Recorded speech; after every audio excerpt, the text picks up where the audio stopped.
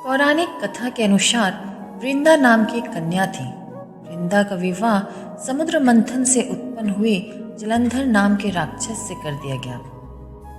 वृंदा भगवान विष्णु के भक्त के साथ एक पतिव्रता स्त्री थी, जिसके कारण उसका पति जलंधर और भी शक्तिशाली होता चला गया था। यहाँ तक कि देवों के देव महादेव भी जलंधर को पराजित नहीं कर पा रहे थे। भगवान शिव समेत देवताओं ने जलंधर का नाश करने के लिए भगवान विष्णु से प्रार्थना की। भगवान विष्णु ने जलंधर का वेश धारण किया और पतिव्रता स्त्री वृंदा की पवित्रता नष्ट कर दी। जब वृंदा की पवित्रता खत्म हो गई तो जलंधर की ताकत खत्म हो गई और भगवान शिव ने जलंधर को मार दिया। वृंदा को जब भगवान विष्णु की माया का पता चला तो वह क्रोध हो गई और उन्हें भगवान विष्णु को काला पत्थर बनने यानी शालिग्राम पत्थर बन जाने का श्राप दे दिया। वृंदा ने भगवान विष्णु को श्राप दिया कि जिस तरह आपने छल से मुझे वियोग का कष्ट दिया है, उसी तरह आपकी पत्नी का भी छल से हरण होगा। साथ ही आप पत्थर के हो जाएंगे और उस पत्थर को लोग शालिग्राम के रूप में जानेंगे। कहते हैं कि वृंदा के श्राप की वजह से ही भगवान विष्णु दशरथ के पुत्र श्री राम के रूप में जन्म लिए और फिर बाद में उन्हें सीता हरण के वियोग का कष्ट झेलना पड़ा। भगवान को पत्थर का होते देख सभी देवी देवताओं में हाहाकार मच गया। फिर माता लक्ष्मी ने वृंदा से प्रार्थना की। वृंदा ने जगत कल्याण के लिए अपना श्राप को वापस ले लिया और खुद जलंधर की चिता में उसके साथ सती हो गई। फिर उनकी राख में से एक पौधा निकला, जिसे भगवान विष्णु ने तुलसी नाम दिया और खुद के एक रूप को पत्थर में समाहित करते हुए कहा कि आज से तुलसी के बिना मैं प्रसाद स्वीकार नहीं करूंगा। आज से मेरे साथ तुलसी की पूजा होगी। पृथ्वी के लोग तुलसी और मेरा विवाह करवाकर पुण्य लाभ अर्जित करेंगे। मान्यता के अनुसार तुलसी नेपाल की गंडकी और पौधे के रूप में है और गंडकी नदी में पाई जाने वाली शालिग्राम शिला को ही भगवान विष्णु माना जाता है। हर साल धर्म में आस्था रखने वाले लोग देवउठनी एकादशी पर तुलसी शालिग्राम विवाह कर धर्म लाभ लेते हैं। ऐसी मान्यता है कि तुलसी विवाह के संकल्प और उसे पूरा करने से व्यक्ति सुखी और समृद्ध होता है। बाद में इस पत्थर को शालिग्राम के नाम से तुलसी जी के साथ पूजा जाने लगा।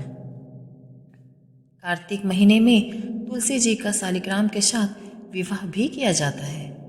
जो लोग तुलसी विवाह संपन्न कराते हैं उनको वैवाहिक सुख मिलता है।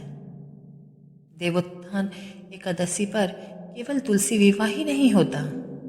इस व्रत के शुभ प्रभाव से शादी में आ रही सारी रुकावटें दूर होने लगती हैं और शुभ विवाह का योग जल्दी ही बन जाता है। इस दिन रात में घरों में चावल के आटे का चौक बनाकर उस पर गन्ने से पूजा की जाती है। कहते हैं जिस घर में ये पूजा होती है उस पर भगवान विष्णु की कृपा बनी रहती है। बताते हैं कि एकादशी तिथि के दिन से मौसम में परिवर्तन आने लगता है, इसलिए लोग गुड़ का सेवन करना शुरू कर देते हैं। गुड़ का मुख्य स्रोत गन्ना है, इसलिए गन्ने की पूजा की जाती है। वहीं एकादशी तिथि के दिन से ही गन्ने के नए फसल की कटाई की जाती है। इसके साथ हिंदू धर्म में भी गन्ने के रस और उसके मिठास को शुभ माना जाता है। मान्यता यह भी है कि गन्ने की पूजा करने से घर परिवार में मिठास बनी रहती है और सुख समृद्धि आती है। देवउठनी एकादशी को छोटी दिवाली के रूप में भी लोग मनाते हैं। इस दिन शादियों के लिए शुभ मुहूर्त रहता है। इस दिन बिना पंडित जी के परामर्श के भी आप शादियां कर सकते हैं, क्योंकि इस दिन पूरा दिन भर शुभ मुहूर्त चलता है।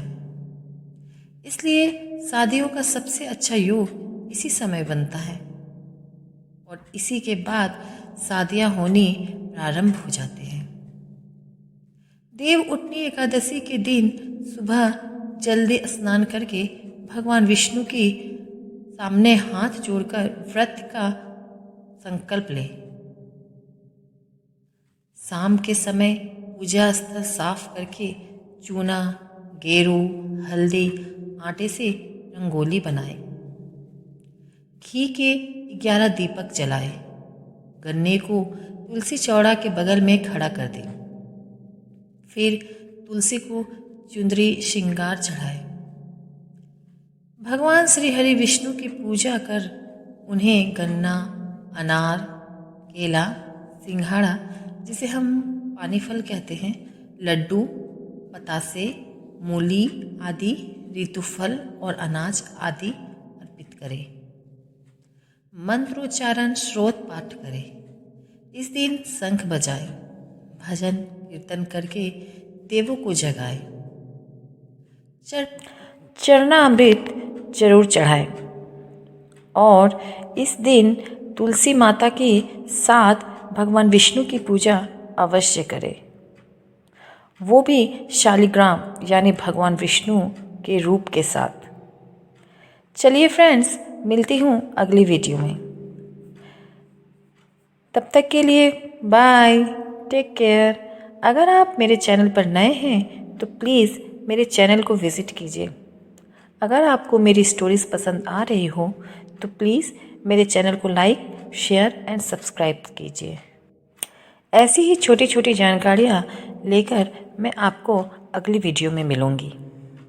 तब तक के लिए आप मेरी वीडियो को देखिए और इसे लाइक शेयर कीजिए।